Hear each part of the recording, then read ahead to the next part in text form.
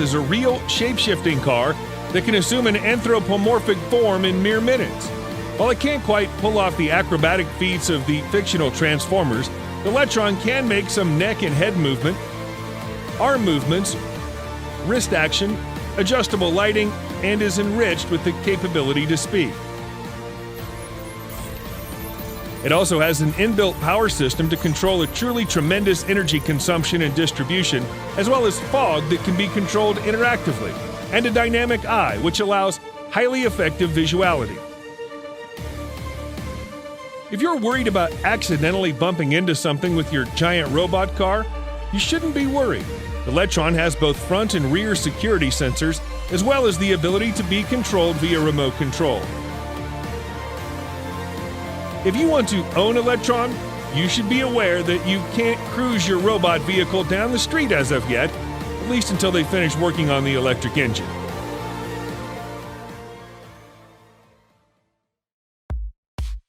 Ponce Ergo. A harvester in the forestry industry and true conqueror of jungle terrain, the Ergo by Ponce cuts down trees and removes branches to make a nice clean log ready for hauling.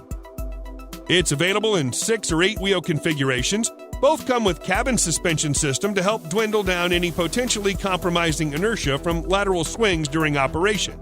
The 8 wheels version is more suitable for difficult job sites with steep slope and demanding terrain.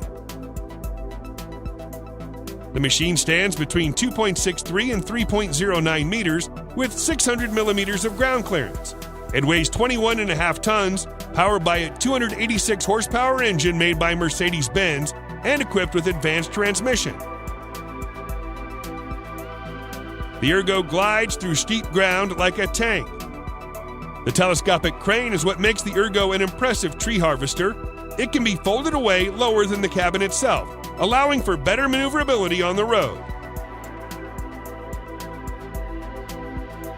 On the job site, the harvesting head can reach up to 11 meters, although the manufacturer offers shorter lengths as well.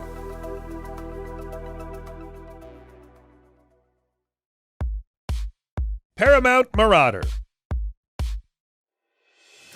The aptly named Marauder was manufactured by Paramount Group to be the frontline vehicle for reconnaissance and peacekeeping missions. It's a 4x4 mine-protected armored vehicle with a seating capacity of 10 and the ability to protect crew from the many dangers of peacekeeping in a war zone.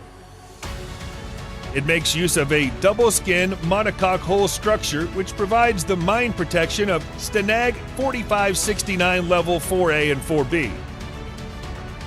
Sometimes the best defense is a good offense, so the Marauder has the capacity to be fitted with light and medium caliber machine guns and cannon weapon installations, mortar firing platforms, and missile launchers.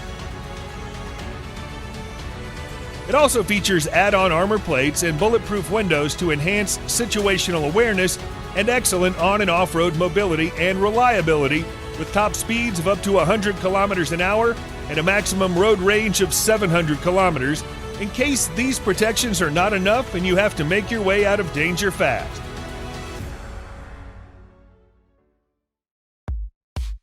Mars Rover Concept Vehicle. Known as the Mars Rover Vehicle Navigator, the all-electric 6-wheeled car was unveiled as a concept back in May 2017. Everything about it has been built to tackle the challenges and obstacles on the terrains of the Red Planet. The interior is more like an aircraft than a road car.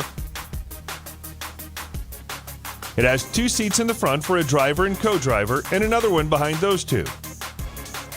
The detachable rear section is none other than a high-tech laboratory with everything a space explorer could possibly need to stay on course and study every bit of rock collected on the go. The wheels are not the usual air-filled tires, but an open structure specifically designed to glide through uneven terrain without breaking a sweat. Power comes from a 700-volt battery and solar cells, just about enough to drag the 2.5-ton monster around the surface of Mars.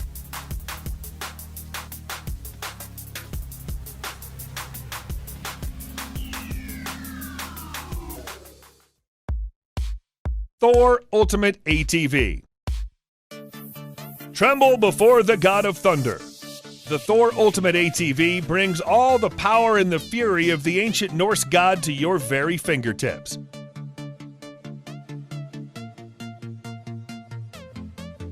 Ironically, this vehicle was created by Ukrainians with no relationship to the Nordic people.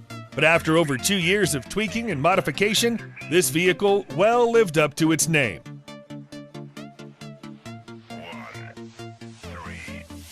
It's powered by a 2-liter turbo diesel General Motors with 200 horsepower, gearbox automatic 6-speed ASIN built with a completely monocoque lightweight fiberglass body and the ability to traverse over water without fear of rust. The Thor comfortably seats up to 6 people, and it has a load capacity on firm grounds which exceeds 1,000 kilograms. If you're more interested in how fast it runs, the Thor's been demonstrated to reach a maximum speed of 46 miles per hour over land and a maximum speed of 5 miles per hour over water. At present, only 8 Thor ATVs are available on the market, with 5 already sold in Ukraine and the rest available for purchase in North America, Northern Europe, Africa, and Australia.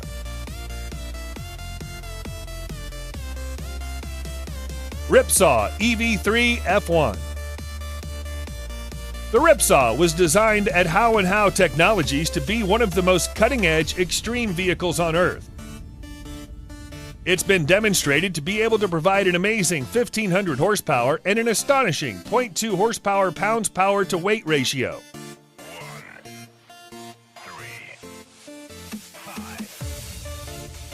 Not content with simply looking awesome, the Ripsaw EV3 F1 stakes its claim as the most thrilling single-seat off-road vehicle with a total weight of 7,750 pounds and the ability to raise its suspension up to 16 inches.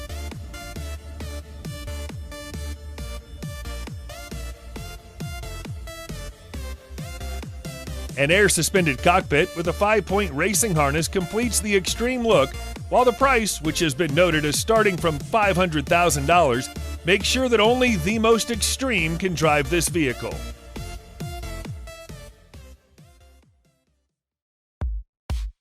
Nautilus Minerals. Although the Toronto-based deep-sea mining company is no more, the robots it used for the job were among the most impressive industrial machines ever built.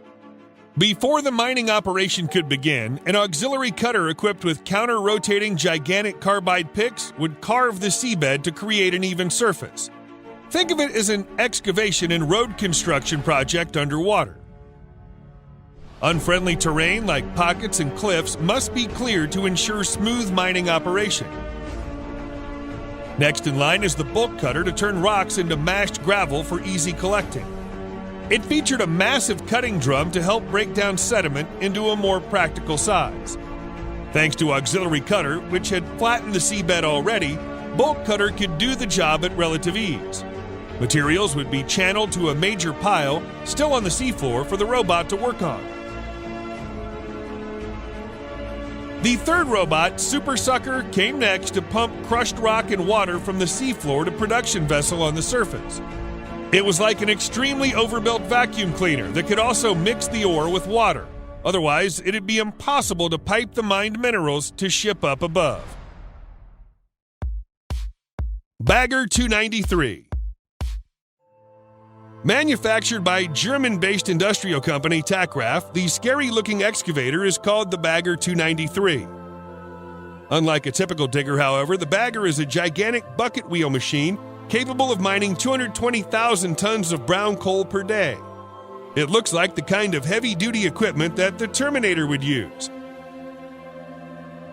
It stands 94 meters high and weighs 15.6 tons. Bagger 293 is currently the heaviest and largest earth-moving equipment in the world. Despite the intimidating look, the operation is actually pretty simple. Strapped to the front of it are 18 massive buckets put together like a post-apocalyptic Ferris wheel.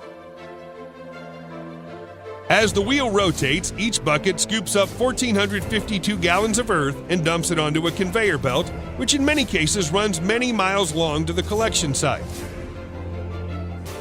For the Bagger 293, a day of operation means moving 8.48 million cubic feet of soil, coal, or anything else that lies ahead of it, equal to about 96 Olympic-sized swimming pools.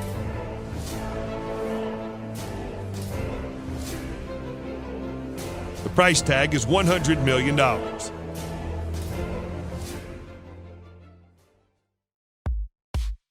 Trane Snowblower. Also known as rotary snowplow, the monstrous-looking snowblower weighs more than 150 tons and is fitted with an 11-foot fan to cut through the deep and thick snow from railroad tracks. The vehicle was first used on American railroads in the 1880s, originally steam-powered and very slow.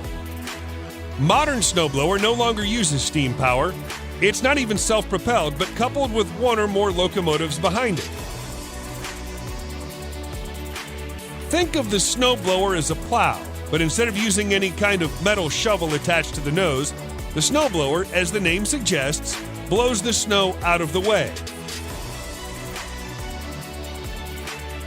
You may see the vehicle quite often during extreme winter when snow volumes and thickness are greater and deeper than the height of typical rail snowplow blades. The locomotive behind the snowblower is controlled by an engineer, while a separate crew runs the rotary. The snowplow has an extended cab in case the work requires an extended team comprised of an engineer, road foreman, conductor, and mechanical support staff to maintain the equipment on the job site.